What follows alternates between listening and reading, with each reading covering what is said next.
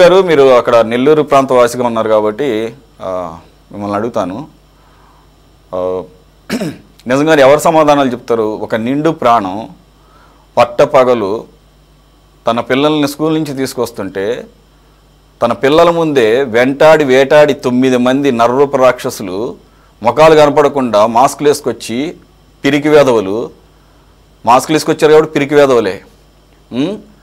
అలాగూ పిల్లల ముందు అసలు ఆ పిల్లలకి ఆ టైంలో సిచ్యుయేషన్ ఎలా ఉంటుందో ఒకసారి ఊహించుకోండి. ఎంత ట్రౌమాలో ఉంటారు, జీవితాంతం వాళ్ళకి ట్రౌమా. ఇక్కడ ఆయన సిపిఎం నాయకుడు, ప్రజా కళానాట్య మండలి కళాకారుడు, ఆయన ప్రజానాట్య మండలి కళాకారుడు. ఒక గుడ్ కాజ్తో ఎవ్వరూ ఒక ప్రభుత్వం చేయాల్సిన పనిని ఆయన ఒక బాధ్యతగా మరి భుజాన వేసుకొని ఆఖరికి అక్కడ ఉన్న యువతలో కూడా పరివర్తన తీసుకురావడానికి గంజాయి వలన నష్టాలు అని చెప్పేసి పోలీసులతో కలిసి పనిచేస్తుంటే నన్ను అడిగితే ఒక్క లేడీ డాన్ కాజ్ చేసింది మర్డర్. పోలీస్ వ్యవస్థతో కుమ్మక్కయ్యి అక్కడ ఉన్నటువంటి మరి ఎన్ని సంవత్సరాల నుంచి జరుగుతుందో, ఎన్ని దశాబ్దాల నుంచి జరుగుతుందో అక్కడ ఉన్నటువంటి గంజాయి మాఫియా చేసినటువంటి హత్య. పోలీసులకు తెలియకుండా అంతకు తెగిస్తారు వాళ్ళు. పోలీసులు ఏమీ చేయలేరన్న ధైర్యంతోనే కదా పట్టపగలు నరికేసింది. ఏం తప్పు చేశాడని నరికారండి?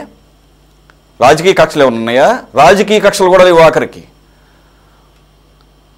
ఓన్లీ గంజాయిని అరికడదాం, గంజాయి నుంచి యువతను పక్కకు తీసుకొద్దాం అని చెప్పేసి ఒక బృహత్తరమైన కార్యక్రమం.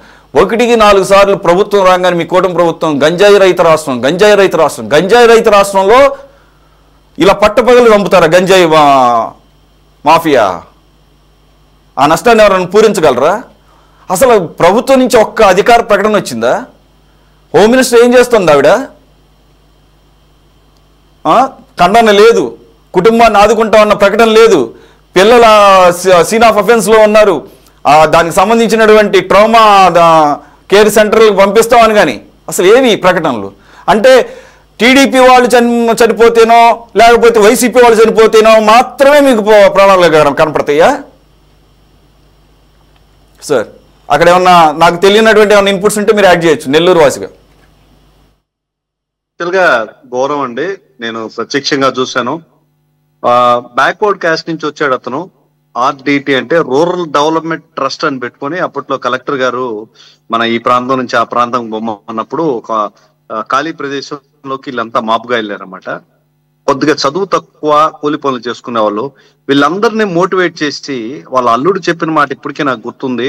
మంచి పనిని ముందుకు తీసుకెళ్లిన మనిషి భౌతికంగా మనకు తోడున్నంతసేపు మనం ఉండాలని చెప్పి అంత్యక్రియల్లో చివరిదాకా నేను వెళ్ళడం జరిగింది. అల్లుడు పాపం చెప్పాడు, మా ఇళ్లలో మేము ఎవరు తాగము, చాలా మాస్ అన్నమాట వాళ్ళ కుటుంబాలని, మేమెవరు మాస్, మా కుటుంబాలు ఎవరు తాగరు అని. వాళ్ళ నాన్నగారు చెప్పారు, ట్రాఫిక్ ఆపుతా ఉంటే అంటే ట్రాఫిక్ బైపాస్ కు తిరుగుతా ఉంటే అయ్యా వాడికి పక్కన వాళ్ళని ఇబ్బంది పెట్టడం ఇష్టం లేదు అనేసి. ఒక మాస్ కి సంబంధించిన ఒక వ్యక్తి గంజాయి వాడొద్దు, మా ఏరియాలో గంజాయి ఇక్కడ ఎవరు వాడొద్దు అని చెప్తూనే అమ్మకాలను నిషేధించాలని చెప్పి వాళ్ళతో తగువేసుకున్న పరిస్థితి అయితే ఉంది. చాలా దారుణం. రేపటి భవిష్యత్తుకి వెలిగియాలని చెప్పి తన కళ్ళను సైతం దానం చేసిన ఒక మంచి వ్యక్తి వాళ్ళ భవిష్యత్తు అంటే వాళ్ళ పిల్లల భవిష్యత్తు అర్థం కాని విధంగా వాళ్ళ బిడ్డల ముందరే అతన్ని నరికి చంపడం చాలా దారుణమైన విషయం. ఇది బరితెగింపు చర్య. దాదాపుగా మా నెల్లూరు జిల్లాలో చూస్తే 10/10 వైఎస్ఆర్సీపీ అధికారంలో ఉంది. ఈ రోజున ఈ 10 సంవత్సరాల్లో గంజాయి ఎంత విపరీతంగా పెరిగిందంటే ఆ రౌడీ మోకలో షుగర్ ఫ్యాక్టరీ దగ్గర కోవూరు దగ్గర ఉన్నారని తెలుసుకుని పట్టుకునే ప్రయత్నంలో పోలీసుల మీద కత్తితో దాడి చేశారు. ఇంత దారుణంగా ఉంది రాజకీయ వ్యవస్థ. ఈ 10 ఏళ్లు నడిచిన వైఎస్ఆర్సీపీ రాజకీయ నాయకులు ఎవరైతే ఉన్నారో ఎక్కువగా మా నెల్లూరు జిల్లాలో గతంలో అయితే బయటూరు నుంచి వచ్చి ఇక్కడికి హత్య చేసి వెళ్లే పరిస్థితి ఉండింది. ఇక్కడే దాదాపు ఒక 5,000 10,000 ఇస్తే మనిషిని బయటూర్లకు వెళ్ళి చంపే పరిస్థితి, విష సంస్కృతి పెరిగింది. ఎందుకంటే కేవలం గంజాయి, ఈ మాదక ద్రవ్యాల వినియోగం, వీటి మీద నేను యాక్చువల్ గా ఎస్పీ గారికి గతంలో పాత ఎస్పీలకి అయితే దాదాపుగా 20-30 వినతి పత్రాలు అయితే ఇచ్చిన పరిస్థితి అయితే ఉంది. ఈ రోజున మనకి కూటమి ప్రభుత్వం ఏం చేసిందని మీరు అడిగారు కాబట్టి ముందు దానికి సమాధానం చెప్తాను. ఇదైతే దారుణం. ఖచ్చితంగా రూరల్ ఎమ్మెల్యే ఎవరైతే ఉన్నారో వాళ్ళ కుటుంబానికి భరోసా ఇవ్వడం, ప్రత్యక్షంగా ఆయన వెళ్ళి కలవడం, వీళ్ళందరినీ పిలిపించుకుని వీళ్ళకి ఏం చేయాలనేది ఒక ప్రామిస్ అయితే చేయడం జరిగింది. దీన్ని ఉన్న పలానా మనం తీసేసే పరిస్థితి అయితే ఉండదు. ఒడిశా నుంచి నిల్వలు వస్తున్నాయి. దాదాపు క్లూస్ టీమ్ గా ఏర్పడి, ఈగల్ టీం అనే విధంగా ఏర్పడి చాలా చోట్ల దాళ్లు జరుగుతూ ఉన్నాయి. మీరు అన్నట్టు కొంతమంది వాళ్ళ ప్రయోజనాల కోసం ఈ మత్తు ఇస్తే, ఈ మత్తు కోసం ఏమైనా చేయొచ్చు అనే విధంగా మోస్ట్లీ 17 to 25 ఆ యంగ్స్టర్స్ ఎవరైతే ఉన్నారో ఆ మత్తులో హత్యలకి ఇంకో దానికి మత్తు పదార్థాలు దొంగతనాలు వీటిలన్నిటికి కూడా అలవాటు పడిపోయిన పరిస్థితి ఉంది. దీన్ని ఖచ్చితంగా కూడా మనం నాశనం చేయాల్సిన పరిస్థితి ఉంది. నిన్నటి రోజున భారీ వర్షాన్ని కూడా లెక్క చేయకుండా దాదాపుగా ఆ ప్రాంతంలో ఆర్డిటి ప్రాంతంలో ఎవరైతే ఉన్నారో వాళ్ళు 200 మంది సిపిఎం పార్టీతో కలిసి ర్యాలీగా కూడా నిర్వహించడం జరిగింది. వానలు లెక్క చేయకుండా నేను కూడా వెళ్ళి మద్దతు తెలపడం జరిగింది.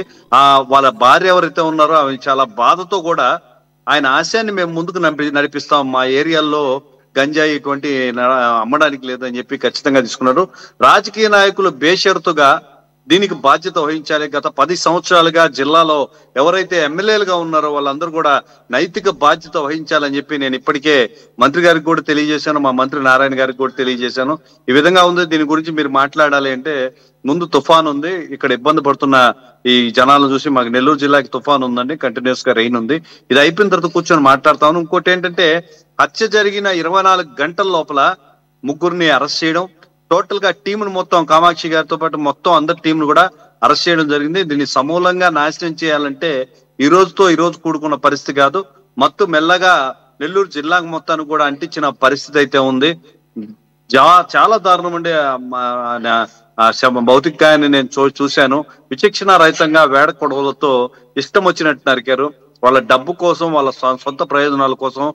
మొన్న మన న్యూస్ ఛానల్లో వచ్చినప్పుడు కూడా జగన్మోహన్ రెడ్డి గారు వచ్చినప్పుడు 5 లక్షల రూపాయలు ఆమెకి మాపుని మోటివేట్ చేయడానికి ఇచ్చారని చెప్పి పరిస్థితి అంతా ఉంది.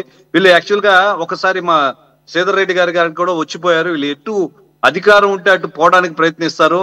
శ్రీధర్ రెడ్డి గారు రాణించినట్లేరు, మళ్ళా వైఎస్ఆర్సీపీకి వెళ్ళిపోయిన పరిస్థితి అయితే మనకు కనబడుతుంది. కేవలం వాళ్ళ వ్యక్తిగత ప్రయోజనాల కోసం, రాజకీయ లబ్ధి కోసం, డబ్బులు సంపాదించుకోసం ఇటువంటి దురాఘాతాలకి చూసిన పరిస్థితి అయితే ఉంది. రైడ్లు జరుగుతా ఉన్నాయి. మనం 18 నెలల్లో దాదాపుగా 1100 మంది దాడి చేసి గతంలో వైఎస్ఆర్సీపీ మీద కొంతమందిని పట్టుకోవడం జరిగింది. వీళ్ళందరినీ కూడా ఒక క్రమ పద్ధతిలో తగ్గించాలి, నేర ప్రవృత్తి తగ్గించాలి, యువతరంతా కూడా మోటివేట్ చేయాలి. జనసేన పార్టీ తరఫున అవేర్నెస్ కూడా మనము ముందుకు తీసుకెళ్తున్నాం, సే నో టు డ్రగ్స్ అని. దాదాపుగా ఆయన చనిపోయిన అంతిమ యాత్రలో కూడా దాదాపు 200 మంది యువత పార్టీలకు అతీతంగా, యాక్చువల్ గా ఆ ప్రాంతం అంతా సిపిఎం కి సపోర్ట్ గా ఉంది, వాళ్ళందరితో కూడా నేను మాట్లాడడం జరిగింది. వారి ఆశయం ఏదైతే ఉందో, ఒక 10 మంది బాగుపడాలి, రేపటి బిడ్డలు బాగుండాలి, వీళ్ళు మత్తులో మునిగిపోతే రేపు భవిష్యత్తు లేదు అనే విధంగా ఆయన ముందుకు సాగడం జరిగింది. వారి ఆశయానికి తోడుగా ముందుకు నడుస్తాము. ఒక మంచి వ్యక్తిని కోల్పోయాం. రాజకీయ నాయకులను కాదు, రాజకీయ వ్యవస్థ మారాలి. గంజాయిని సమూలంగా నాశనం చేసేవంతు కూడా మేము తోడుగా నడుస్తాము. మందు, గంజాయి, మత్తు పదార్థాలు అమ్మొద్దంటే చంపేస్తారంటే నాతో పాటు చాలా మంది రెడీగా ఉన్నారు, అందరూ సంపాలని కూడా నేను నిన్న స్టేట్మెంట్ ఇవ్వడం జరిగింది. మన రాజకీయ నాయకులు ఎవరైతే ఉన్నారో, ఎమ్మెల్యేలు ఎవరైతే ఉన్నారో, ముఖ్యంగా సిటీ రూరల్ ఎమ్మెల్యే గారితో కూడా మాట్లాడి దీని మీద ఒక స్టేట్మెంట్ ఇప్పించి దీన్ని వాడాలన్నా చూడాలన్నా భయపడే విధంగా ఒక మంచి అవేర్నెస్ తీసుకోవాలి. ఎప్పుడైతే వాడకాన్ని తగ్గించగలిగా అంటే వాడే వాళ్ళు లేనప్పుడు, డిమాండ్ లేనప్పుడు వాళ్ళు చెప్పించే పరిస్థితి కూడా ఉండరు. అన్ని కాలేజీలతో మాట్లాడి ఇక్కడ అవేర్నెస్ ప్రోగ్రామ్స్ అయితే పెడుతున్నాం. ఇప్పుడు మా కూటమి ప్రభుత్వం తరఫున ఇక్కడ అజిత విజయన్లా గారు ఎవరైతే ఉన్నారో ఆమె కృషి ప్రశంసనీయం. 24 గంటల్లో వాళ్ళని క్లియర్ చేశారు. ఈ రోజును కూడా ఈ వాన్లో కొంతమంది రౌడీ షీట్లు ఎవరైతే ఉన్నారో వాళ్ళందరినీ కూడా గాంధీ బొమ్మ దగ్గర దాకా, అంటే 2 కిలోమీటర్ల మేర కాళ్ళకు చెప్పులు లేకుండా నడిపించి మళ్ళా వాళ్ళ చేత గాంధీ గారి దగ్గర ప్రమాణం చేపించి రేపెప్పుడు మేము ఇటువంటి నేర ప్రవృత్తి జరిపించబోము అని చెప్పి అందరూ పబ్లిక్ గా చూసే విధంగా ఇటువంటి నేర ప్రవృత్తిని నిరోధించడానికి అనేక రకమైన చర్యలు మా జిల్లాలో తీసుకోవడం జరిగింది. దీన్ని పూర్తిగా నిషేధించాలంటే కొద్దిగా టైం పడుతుంది. ఎట్ ఏ టైం దీన్ని క్లోజ్ చేయడానికి కుదరదు. ఎక్కడ చూసినా 100 కేజీల గంజాయి సప్లై అవుతుంది. గతంలో దీని మీద నేను స్విగ్గీ డెలివరీ చేసినట్టే ఒక మెసేజ్ చేస్తే ఒక నంబర్ కి దాని నుంచి గంజాయి వచ్చి మాకు ఇచ్చే పిల్లలకి ఇచ్చిపోయే పరిస్థితి ఉంది ఈ ఏరియాలో అని చెప్తే ఒక పోలీస్ ఆయన నన్ను విచిత్రంగా చూశారు. చూడాల్సింది నన్ను కాదు, ఆ గంజాయి గురించి చూడండి, ఆ నంబర్ల గురించి చూడండి అని చెప్పిన పరిస్థితి. ఆ టైంలో నా మిత్రులు కొంతమంది రాజకీయంగా పోలీస్ డిపార్ట్మెంట్ లో ఉండే వాళ్ళు కూడా వాళ్ళ తోలికపోతే మిమ్మల్ని చంపేస్తారు అది ఇది అని చెప్పింది. నేను సున్నితంగా తీసుకున్నాను, చంపేస్తే చంపనేయండి మంచి కార్యక్రమం కోసం అని. ఈ రోజు నా హత్యను చూసిన తర్వాత నిజంగా నన్ను నేను చూసుకున్నట్టే అనిపించింది. దాని గురించి నాకు రాజకీయంగా కొన్ని పనులు అంటే జనవాణి కార్యక్రమాలు జరపడం వల్ల రోజు ఏదో కార్యక్రమం జరుగుతుంది కాబట్టి ముందుకెళ్ళాను. పర్టికులర్ గా మా నెల్లూరు జిల్లాలో నెల్లూరు సిటీలో గంజాయి వాడకం విపరీతంగా పెరిగిపోయి ఉండింది. ఒక్కొక్క మెట్టుగా తగ్గిస్తా ఉన్నారు ఈ 6 నెలల లోపల. ఈ వ్యభిచారము, ఈ అరాచకాలు, నేర ప్రవృత్తి ఇట్లన్నింటిని తగ్గించాలంటే ముఖ్యంగా యువతని మనం మోటివేట్ చేయాల్సిన బాధ్యత ప్రతి ఒక్కరికి ఉంది. రాబోయే రోజుల్లో 10-15 రోజుల్లో ఒక మంచి ర్యాలీ రాజకీయాలకు అతీతంగా వేలాది మందితో చేయాలి, ముఖ్యంగా యువతతో చేపించాలని కూడా ప్రయత్నం చేస్తున్నామండి.